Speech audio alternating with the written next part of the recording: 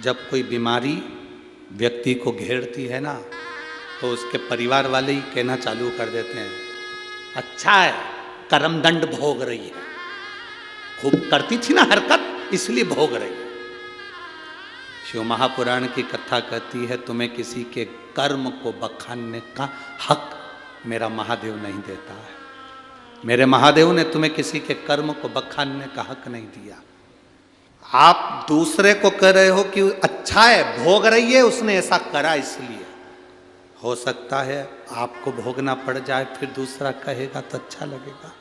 ना कहिए, बल्कि भगवान भोलेनाथ जी से एक लोटा जल चढ़ाकर प्रार्थना करो, मेरे 3 घर छोड़कर कोई रहता है, उसके यहाँ पर बीमार है, मेरे बाबा मेरा आज का चढ़ाया हुआ जल उसके पति को ठीक कर दे, उसकी पत्नी को ठीक कर दे।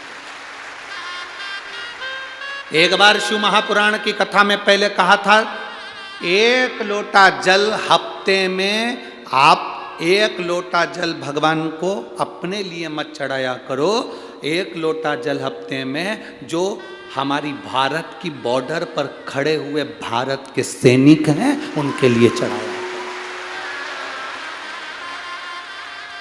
भारत की बॉर्डर पर खड़ा हुआ सैनिक के लिए 1 लोटा जल चढ़ना चाहिए।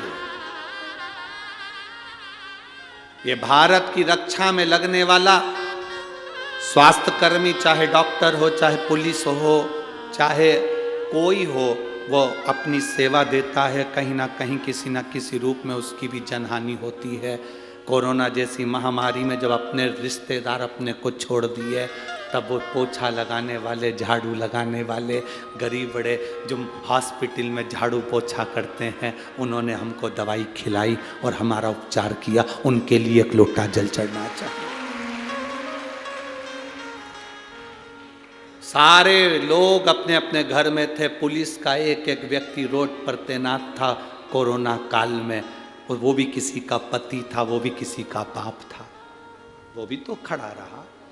डॉक्टर अपना काम, नर्स अपना काम कर रही थी, कोई हॉस्पिटल से नर्स या डॉक्टर नहीं चले गए थे, उनके लिए भी 1 लोटा जल होना चाहिए। अपने लिए दुनिया जीती है, हम दूसरे के लिए तो जीना सीखे। मेरे शंकर भगवान दूसरे के लिए जिए, अगर खुद के लिए जिए होते तो अमृत पीते, पर सबके लिए जिए इसलिए विष पी गए और महादेव कहला।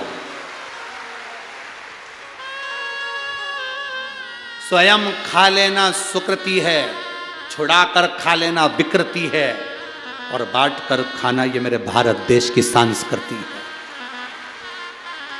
अपने लिए तो दुनिया जीती है साहब, स्वयं के लिए जिए तो क्या जी।